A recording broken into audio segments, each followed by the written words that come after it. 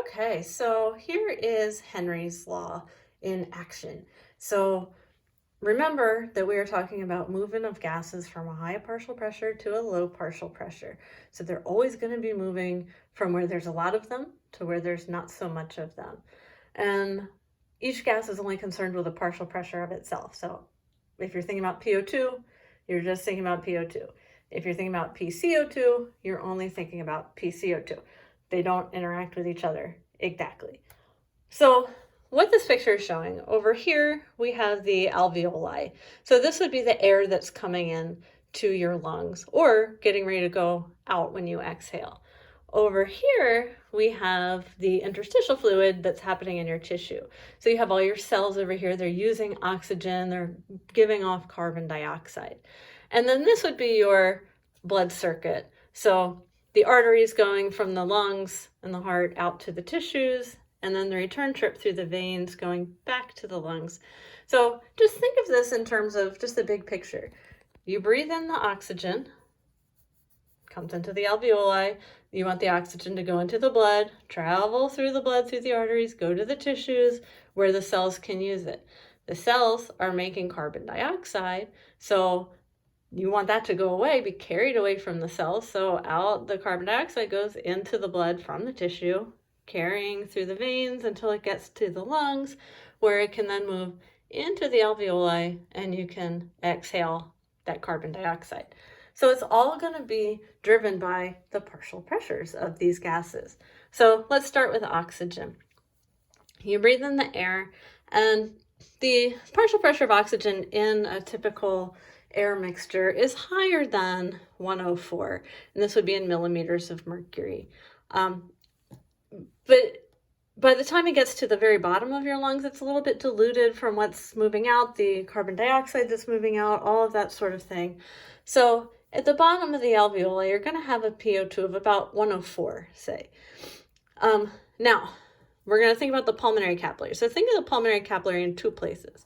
Here, as it comes into the pulmonary area, so into the lungs, like interacting with the alveoli, where it's been depleted of oxygen. And then here, after it's leaving the lungs, where it's picked up the oxygen. So coming back from the body, these pulmonary capillaries are going to have a PO2 of about 40 as they interact with the respiratory membrane that separates the alveoli from the pulmonary capillary. So Henry's law, high pressure to low, the oxygen 104, the oxygen in here 40, the oxygen is going to move from the alveoli into the pulmonary capillary and go into the blood. So why we have here this PO2 of 90 is that's how many oxygen were able to be picked up from the alveoli. It's not a perfect transfer. Not all of them are going to be able to get into the blood, but you get a good amount, about 90. And that's a good typical PO2 in your arterial system.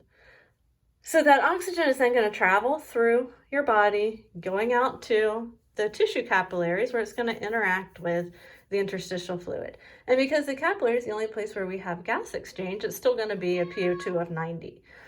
Now in the tissue itself, the PO2 is pretty low because the cells are using up all of that oxygen. So that's about 40. So high partial pressure in the blood now, low partial pressure in the tissue. Oxygen will move from the blood into the tissue. So that's oxygen. Carbon dioxide, same thing, reverse trip. Lots of carbon dioxide in the cells, or coming out of the cells, so in the tissue, so a PCO2 of 45. In the blood, it'll get to about 45 after it's picked up this carbon dioxide. As it's going into the tissue, it's about 40. So high compared to low, the carbon dioxide moves into the blood. And this does end up being the same as the tissue, or as the blood is leaving the tissue, we end up with a PCO2 very similar to what it was in the tissue. And the reason for that is that most of the carbon dioxide that's moving out of the tissue is getting tied up in the bicarbonate buffer system. So remember that, bicarbonate buffer system that we talked about for so long, way back when. Here it is again. that's where most of the carbon dioxide is going. So that's why we have what looks to be a perfect transfer. There's a lot of carbon dioxide moving out of the tissue. It's going into the blood. We can't have this get higher than 45 because then we're not going to have any movement of carbon dioxide from the tissue into the blood. So we're moving that into that bicarbonate buffer system to keep this low enough so we can continue to have movement. Okay, so the blood has now picked up the carbon dioxide. It's going to travel to the pulmonary capillaries, still about 45. This is the only place where we have transfer, so when we get here, it'll be the same. And here we compare it to what's in the alveoli, and it's lower here, so we'll have movement.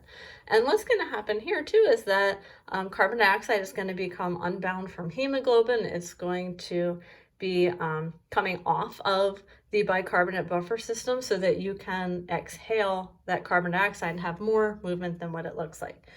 Now, sometimes people find this a little bit confusing, and there's a chart in your slides that also people find confusing. It has all these numbers on it, but I think it's easiest if you think of this as a train track and the blood as being a train that keeps running continuously around the train track. This would be a train station, and this would be a train station. So if we think of the alveoli as one train station, and let's think of the oxygen molecules as little people. So there's 104 oxygen people waiting at the train station. When the train pulls into the station, there's 40 oxygen people on that train. Stops for a second. These 104 oxygen people want to get on the train. They can't all make it on. We only can fit 90 oxygen people on the train. So that's what is going to be sitting on that train when the train leaves the station. Then the oxygen people come out to the tissue, to the next station. They're trying to get off the train into the station. So not all of them can get off. So we had 90 here, there's 40 here, so about 50 of them get off the train. Same thing for the carbon dioxide, similar. Here, they're trying to get onto the train. They do, they travel all the way out to the lungs, they get off the train, and then you exhale. So that is Henry's law.